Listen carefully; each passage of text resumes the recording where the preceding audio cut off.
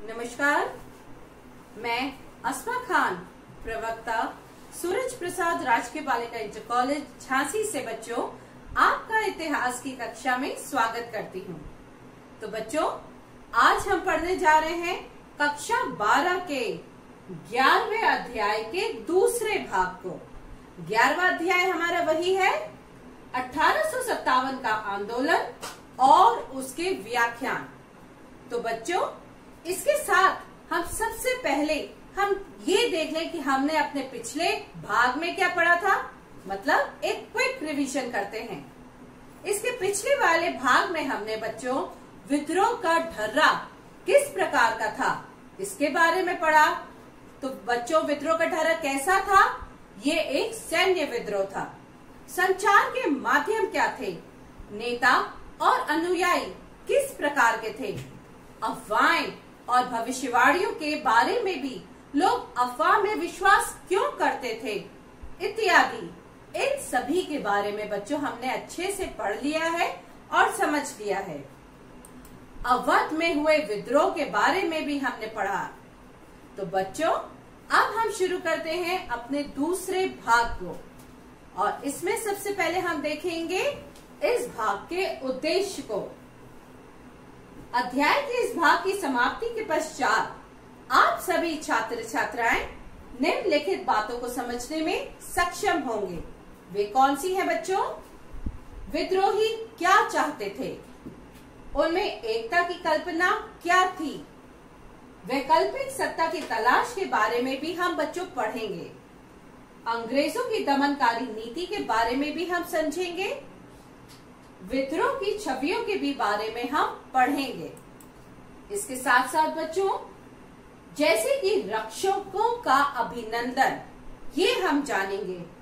अंग्रेज औरतें तथा ब्रिटेन की प्रतिष्ठा, इन सभी के बारे में हम पढ़ेंगे। राष्ट्रवादी दृश्य की कल्पना इत्यादि, इन सभी को हम विस्तृत रूप में पढ़ के समझेंगे बच्चों। तो आइए बच्चों, सबसे पहली स्लाइड हम पढ़ते हैं। विद्रोही आखिर क्या चाहते थे? अंग्रेज विद्रोहियों को एहसान फरामोश और बर्बर लोगों का झुंड मानते थे। अब विद्रोहियों को कुचलने का एक मतलब ये भी था कि उनकी आवाज को दबा दिया जाए। कुछ विद्रोहियों को इस घटनाक्रम के बारे में अपनी बात दर्ज करने का मौका मिला। विद्रोहियों में ज्यादातर सिपाही और आम लोग पढ़े लिखे नहीं थे। अब बच्चों, अपने विचारों का प्रसार करने और लोगों को विद्रोह में शामिल करने के लिए जारी की गई कुछ घोषणाओं व इश्तिहारों का सहारा लिया जाता था। 1857 में हुए विद्रोह की जानकारी हेतु अंग्रेजों के दस्तावेजों पर ही निर्भर रहना पड़ता है। इसी के आगे एकता की कल्पना। अब हम ये जाने बच्चों, एकता की कल्पना किस प्रकार? 1857 में विद्रोहियों द्वारा जारी की गई घोषणाओं में जाति और धर्म का भेद किए बिना आह्वान किया जाता था। अब बच्चों, बहुत सारी घोषणाएं मुस्लिम राजकुमारों या नवाबों की तरफ से या उनके नाम पर जारी की गई थी, परंतु उनमें भी हिंदुओं की भावनाओं का ख्याल रखा जाता था। और इस विद्रोह को एक ऐसे युद्ध के रूप में पेश किया जा रहा था जिसमें हिंदुओं और मुसलमानों दोनों का नफा नुकसान बराबर ही था। अब मुगल साम्राज्य के तहत विभिन्न समुदायों के सह अस्तित्व का गौरवगान किया जाता था।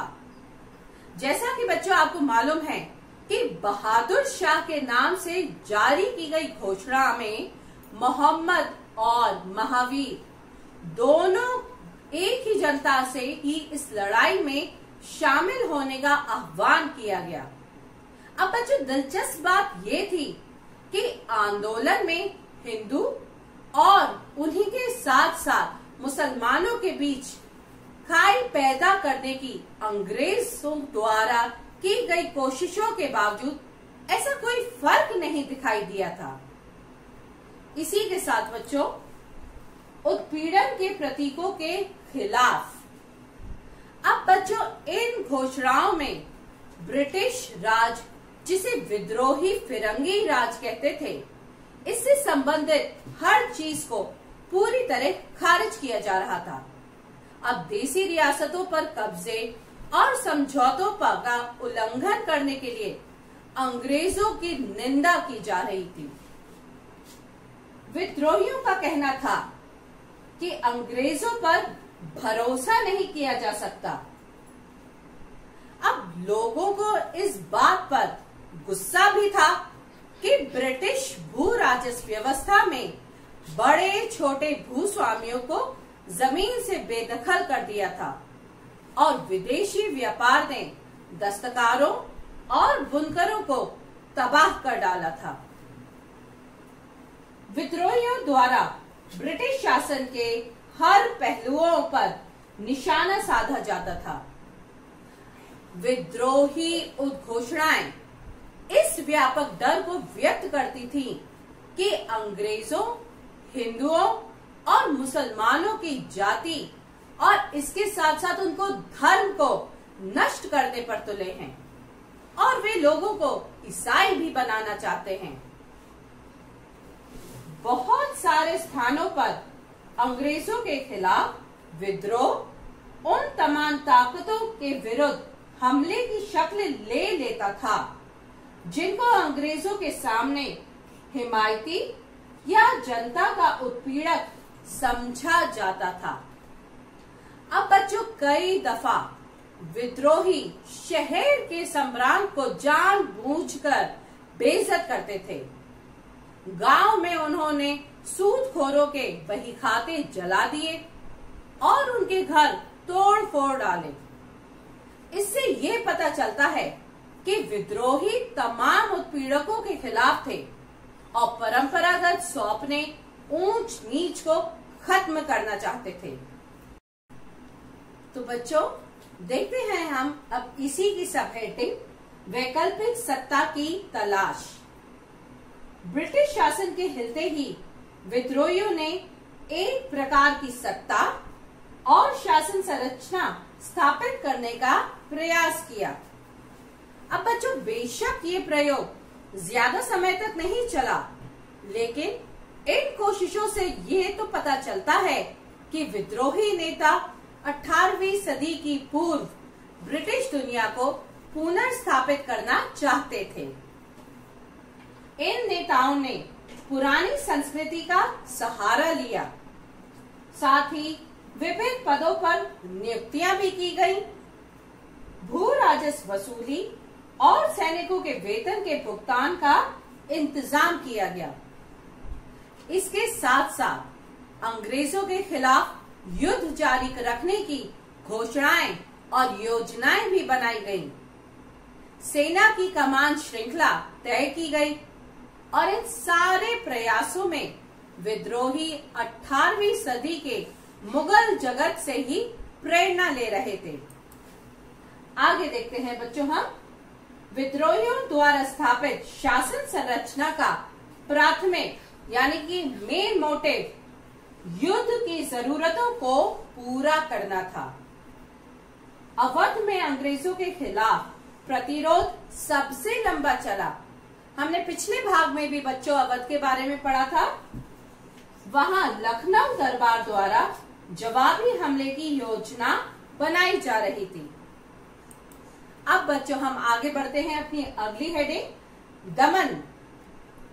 अब दमन की जब बच्चों हम लोग बात कर रहे हैं तो मैं ये आपको बता दूं कि 1857 के बारे में हमारे पास जो भी विवरण मौजूद है उनसे ये साफ हो जाता है कि इस विद्रोह को कुचलने या कुचलना अंग्रेजों के लिए बहुत आसान साबित नहीं हुआ। उत्तर भारत को दोबारा जीतने के लिए टुकड़ियों को रवाना करने से पहले अंग्रेजों ने उपद्रव शांत करने के लिए फौजियों की आसानी से कई कानून पारित कर दिए गए। मई और जून 1857 में पारित किए गए कानूनों के जरिए समूचे उत्तर भारत में मार्शल लॉ, ये नोट करें बच्चों, मार्शल लॉ लागू कर दिया गया। आम अंग्रेजों को भी हिंदुस्तानियों पर मुकदमा चलाने और उनको सजा देने का अधिकार भी दे दिया गया।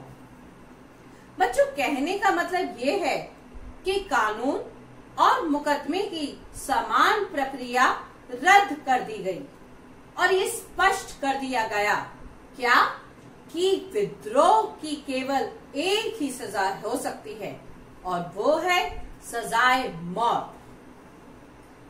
नए विशेष कानूनों और ब्रिटेन से मंगाई गई नई टुकड़ियों से लैस अंग्रेज सरकार ने विद्रोह के कुचलने का काम शुरू कर दिया। अब विद्रोहियों की तरह वे भी दिल्ली के सांकेतिक महत्व को बखूबी समझते थे। अब लिहाजा उन्होंने दो तरफा हमला बोल दिया। दो तरफा किस तरह से? एक तरफ कलकत्ता से और दूसरी तरफ पंजाब से दिल्ली की तरफ कूच हुआ। हालांकि पंजाब कमावेश शांत था। इसके आगे बच्चों हम देखें, अंग्रेजों की दिल्ली को कब्जे में लेने की कोशिश जून 1857 से शुरू हुई, जो कि सितंबर के आखिर में जाकर पूरी हुई। अब दोनों तरफ से जमकर हमले किए गए और दोनों पक्षों को भारी नुकसान उठाना पड़ा। अब इसकी वजह एक ये भी थी कि पूरे उत्तर भारत के विद्रोही राजधानी यानी कि दिल्ली को बचाने के लिए दिल्ली ही आ गए थे। इसके आगे बच्चों देखें, अंग्रेजों को एहसास हो गया था कि उनका सामना सिर्फ सैनिक विद्रोह से नहीं बल्कि बेहिसाब जन समर्थन से है। अंग्रेजों ने सैनिक ताकत का बड़े पैमाने पर इस्तेमाल किया। अंग्रेजों ने भूस्वामियों एवं काश्तकारों की एकता को तोड़ने के लिए बड़े जमींदारों का आश्वासन दिया कि उन्हें उनकी जागीरें लौटा दी जाएंगी। विद्रोह का रास्ता अपनाने वाले जमींदारों को जमीन से बेदखल कर दिया गया और जो वफादार थे उन्हें इनाम दिए गए। अब बच्चों, बहुत सारे जमींदार या तो अंग्रेज से लड़ते लड़ते मारे गए या भागकर नेपाल चले गए, जहां उन्होंने बीमारी और भूखमरी से दम तोड़ दिया। अब बच्चों, इन चित्रों के माध्यम से हम देखते हैं दमन किस प्रकार का। अब पहली चित्र जो आपके सामने है, ये देखिए, ये दिल्ली रिचफोर्ड स्थित एक मस्जिद का है। पुलिस ब्यूरो द्वारा लिया गया ये चित्र 1857-58 में और 1857 के बाद ब्रिटिश फोटोग्राफर ने तबाही और ध्वंस की असंख्य तस्वीरें उतारी थी। ये दमन को दर्शाता है। इसी के साथ अगले चित्र को देखिए बच्चों, ये नवाब वाजिद अली शाह द्वारा बनवाए गए रंग बाग यानी कि प्लेजर गार्डन के खंडरों में 4 आदमी, ये देख रहे हैं बच्चों, 4 आदमी दिखाई दे रहे हैं। 1857 में इसकी रक्षा करने वाले 2000 से ज्यादा विद्रोही सिपाहियों को कैंपबेल के नेतृत्व में ब्रिटिश सैनिकों ने मार डाला था। ये चारों तरफ जो कंकाल पड़े हैं, ये उन्हीं 2000 सैनिकों का था। ये दर्शाता है दमन। और इसके आगे बच्चों हम लोग देखते हैं अब अगली हेडिंग, विद्रोह की छवियां। अब बच्चों, विद्रोह की छवियों की जब हम बात कर रहे हैं तो विद्रोहियों की सोच के बारे में हमारे पास बहुत कम दस्तावेज मौजूद हैं।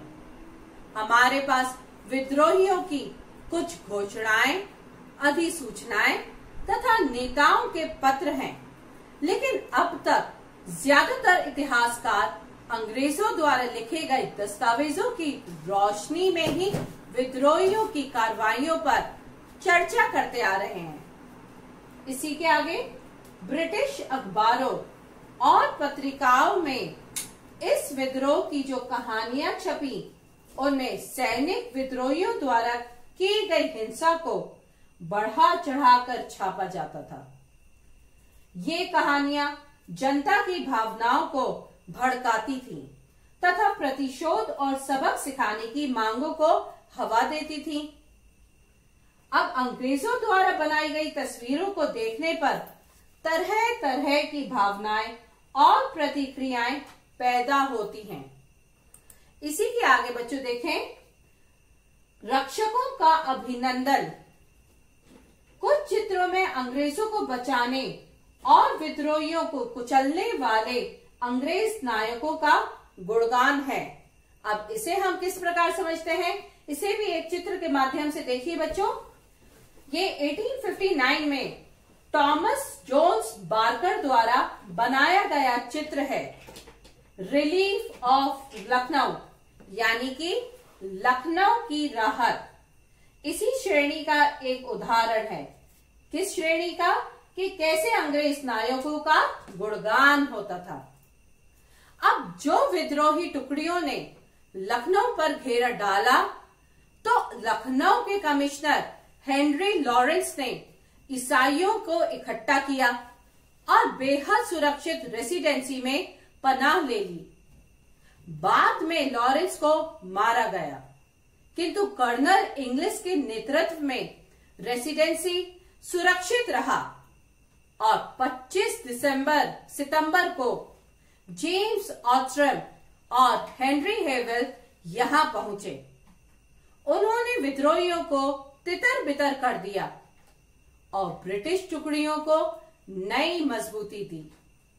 साथ ही बच्चों 20 दिन बाद भारत में ब्रिटिश टुकड़ियों का नया कमांडर कौन? कॉलिन कैंपबेल, अभी हमने बात करी थी, जिनकी भारी तादाद में सेना लेकर वहां पहुंचा और उसने ब्रिटिश रक्षक सेना को घेरे से छुड़ाया। अंग्रेजों के बयानों में लखनऊ की घेरेबंदी उत्तर जीवित बहादुर शाह के प्रतिरोध और ब्रिटिश सत्ता की निर्वित विजय की कहानी बन गई। ये बच्चों यही है वो चित्र जो ये चीज समझाता है, ये दर्शाता है। अब इसी के आगे बच्चों हम लोग देखें, अंग्रेज औरतें तथा ब्रिटेन की प्रतिष्ठा। भारत में औरतों और बच्चों के साथ हुई हिंसा की कहानियों को पढ़कर ब्रिटेन की जनता प्रतिशोध और सबक सिखाने की मांग करने लगी। अब साथ ही अखबारों में छपी खबरों का जनता की कल्पना और मनोदशा पर भारी असर होता है। वे घटनाओं के बारे में लोगों की भावनाओं और सोच को तय करती हैं। इसी के आगे बच्चों, अंग्रेज अपनी सरकार से मासूम औरतों की इज्जत बचाने और बच्चों को सुरक्षा प्रदान करने की मांग करने लगे। अब इस चीज को हम कैसे समझ सकते हैं, इसको भी एक चित्र के माध्यम से बच्चों यहाँ देखिए। चित्र में अंग्रेज औरतें और बच्चे एक घेरे में एक दूसरे से लिपटे दिखाई देते हैं। ये देखिए, ये लिपटे हुए हैं और ये क्या, इनकी इज्जत बचाने और बच्चों को सुरक्षा प्रदान करने की मांग करना दिखा रहे हैं। इसी के आगे बच्चों अब हम बढ़ते हैं और देखें अंग्रेज औरतें तथा ब्रिटेन की प्रतिष्ठा। इसे भी बच्चों हम चित्र के माध्यम से थोड़ा समझने की कोशिश करते हैं। ये पहला चित्र जो आप देख रहे हैं, इस चित्र में विद्रोहियों के हमले से अपना बचाव करती हुई नजर आती हैं। ये महिला देख रहे हैं जो कैसे विद्रोह से अपने को बचा रही है। उन्हें वीरता की मूर्त के रूप में दर्शाया गया है। कैसे अकेले एक शूरवीर महिला के रूप में वो लड़ रही है। हाँ, अब हम दूसरा चित्र देखते हैं बच्चों। इस चित्र में यहाँ 4 कद्दावर आदमी हाथों में तलवारें और बंदूक लिए एक अकेली औरत के ऊपर हमला कर रहे हैं। ये देखिए, वो महिला अकेली इन 4 आदमियों से कैसे अकेले लड़ रही है। अब ये रेखा चित्रों व पेंटिंग्स में हमें औरतें अलग तेवर में दिखाई देती हैं। ये आप देख ही रहे हैं बच्चों। इनमें वे विद्रोहियों के हमले से अपना बचाव करती हुई नजर आती हैं। उन्हें वीरता की मूर्त के रूप में दर्शाया गया है। इसी के आगे बच्चों हम लोग बढ़ते हैं, राष्ट्रवादी दृश्य की कल्पना। अब बच्चों 20वीं सदी में राष्ट्रवादी आंदोलन को 1857 के घटनाक्रम से प्रेरणा मिल रही थी और इस विद्रोह के इर्द गिर्द राष्ट्रवादी कल्पना का एक विस्तृत दृश्य जगत बुन गया था। इस स्वतंत्रता संग्राम को प्रथम स्वतंत्रता संग्राम के रूप में याद किया जाता है और इस स्वतंत्रता संग्राम में देश के हर तबके के लोगों ने साम्राज्यवादी शासन के खिलाफ मिलकर लड़ाई लड़ी। अब बच्चों इसी के आगे थोड़ा सा समझें हम। इतिहास लेखन की तरह कला और साहित्य ने भी 1857 की स्मृति को जीवित रखने में योगदान दिया। रानी झांसी को एक ऐसे मर्दाना रूप में चित्रित किया जाता था जो दुश्मनों का पीछा करते हुए ब्रिटिश और सिपाहियों को मौत की नींद सुलाते हुए आगे बढ़ रही थी। ये बच्चों ये चित्र देखिए, ये रानी झांसी का चित्र है। फिल्मों और पोस्टरों में रानी लक्ष्मीबाई की छवि को एक मर्दाना योद्धा के रूप में स्थापित करने में मदद मिली। ये देखिए रानी झांसी का, इससे हमें वो प्रेरणा मिलती है। साथ ही बच्चों देश के विभिन्न भागों में बच्चे सुभद्रा कुमारी चौहान की इन पंक्तियों को पढ़ते हुए बड़े हो रहे थे। कौन सी है वो पंक्तियां? सब जानते हैं बच्चों। खूब लड़ी मर्दानी वो तो झांसी वाली रानी थी। ये लोग छवियों में रानी लक्ष्मीबाई को प्राय फौजी पोशाक में घोड़े पर सवार और एक हाथ में तलवार लिए दिखाया जाता है। ये देख रहे हैं बच्चों इस चित्र में किस तरह उन्हें दिखाया जा रहा है। तो साथ ही बच्चों ये आप अच्छे से इस भाग को समझ चुके हैं और देख लिया है। तो संक्षेप में बच्चों हम लोग देख लेते हैं हमने क्या पढ़ा और क्या जाना।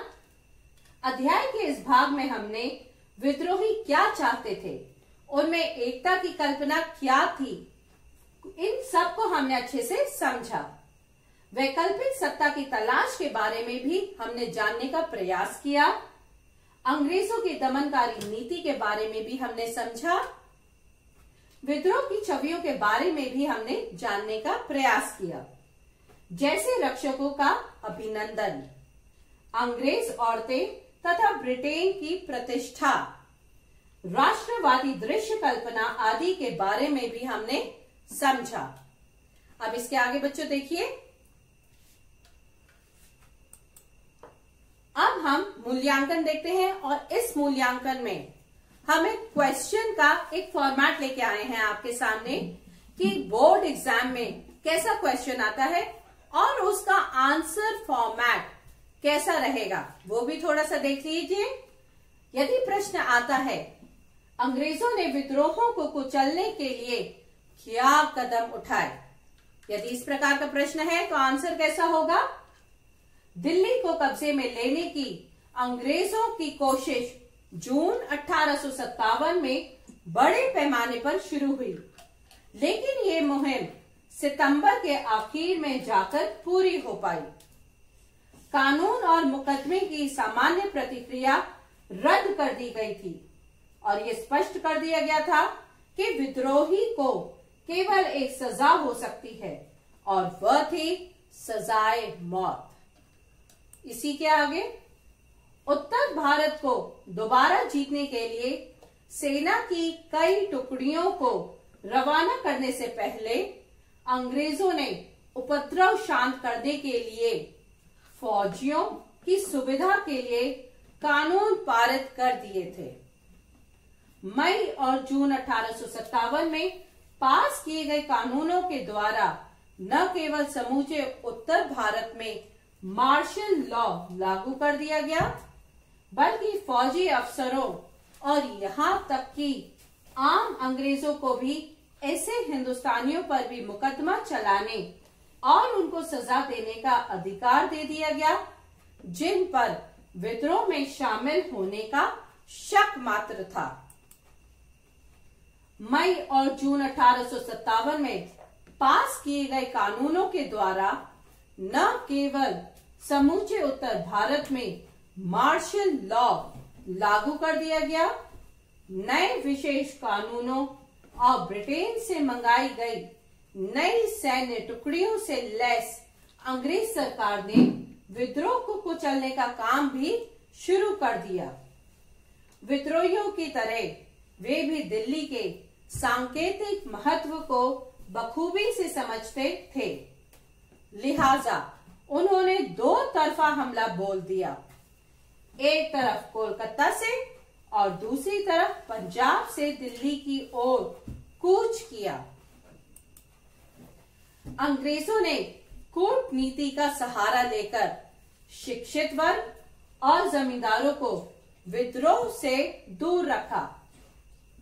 उन लोगों ने जमींदारों की जागीरें वापस लौटाने का आश्वासन दिया। अंग्रेजों ने संचार साधनों पर अपना पूर्ण नियंत्रण बनाए रखा और परिणाम स्वरूप विद्रोह की सूचना मिलते ही वे उचित कार्यवाही करके विद्रोहियों की योजनाओं को विफल कर देते थे। तो ये था बच्चों इस प्रश्न का उत्तर। आपको कैसे लिखना है और कैसे आगे बढ़ना है। इसी के साथ साथ बच्चों हम इस भाग के निष्कर्ष को भी जान लेते हैं कि क्या निष्कर्ष निकलता है। अध्याय के इस भाग से यह निष्कर्ष निकलता है कि 1857 का विद्रोह समाप्त होने के बाद 1858 ईस्वी में ब्रिटिश संसद ने एक कानून पारित कर ईस्ट इंडिया कंपनी के अस्तित्व को समाप्त कर दिया। ये बहुत इंपॉर्टेंट है बच्चों आपके जानना। और अब भारत पर शासन का पूरा अधिकार महारानी या क्वीन विक्टोरिया के हाथों में आ गया। ब्रिटिश सरकार की हड़प नीति को समाप्त कर दिया गया। कानून वारिस के तौर पर पुत्र गोद लेने के अधिकार को स्वीकार किया गया। और 1857 का विद्रोह इसलिए भी अहम था क्योंकि भारत की आजादी की लड़ाई के लिए इसकी वजह से मार्ग प्रशस्त रहा। तभी तो बच्चों इसे क्या कहा जाता है, फर्स्ट वॉर ऑफ इंडिपेंडेंस, प्रथम स्वतंत्रता संग्राम। इसी के साथ बच्चों अब हमें घर पर भी कुछ होमवर्क करना चाहिए। घर में होमवर्क करने के लिए सबसे पहला होमवर्क जैसा कि मैं आपको देती हूं, पूरे पढ़ाए गए अध्याय को भाग 1 और भाग 2 को अच्छे से आपको पढ़ना है और उसके नोट्स बनाने हैं और साथ ही कुछ प्रश्न करने हैं। तो देखिए वो प्रश्न मैं आपको क्या दे रही हूं। पहला प्रश्न आपका वही है जो मैंने आपको अभी बताया, अंग्रेजों ने विद्रोहों को कुचलने के लिए क्या कदम उठाए। अगला प्रश्न, अवध में विद्रोह इतना व्यापक क्यों था। किसान जमींदार और तालुकदार उसमें शामिल क्यों हुए। अगला प्रश्न बच्चों, विद्रोही क्या चाहते थे, विभिन्न सामाजिक समूहों की दृष्टि में कितना फर्क था। और आखिरी प्रश्न, 1857 के विद्रोह के विषय में चित्रों से क्या पता चलता है। इतिहासकार इन चित्रों को किस तरह विश्लेषण करते हैं। तो ये था बच्चों आपका होमवर्क। इसके साथ साथ बच्चों अगले अध्याय में हमें क्या पढ़ना है, उसके लिए आपको एक छोटा सा रिवीजन करके आना है उस अध्याय का। आपको औपनिवेशिक शहर, नगरीकरण, नगर योजना और साथ ही स्थापत्य कार्य के बारे में हम पढ़ाएंगे, जिसके अंतर्गत हम पूर्व औपनिवेशिक काल के कस्बे और शहर, साथ ही 18वीं शताब्दी में हुए परिवर्तन तथा औपनिवेशिक शहरों की पड़ताल, उनके नए शहर वे सब कैसे थे इत्यादि के बारे में बच्चों हम विस्तृत रूप में पढ़ेंगे। तो मैं आशा करती हूँ आपको पढ़ाया गया ये पूरा भाग अच्छे से समझ आ गया होगा। Thank you.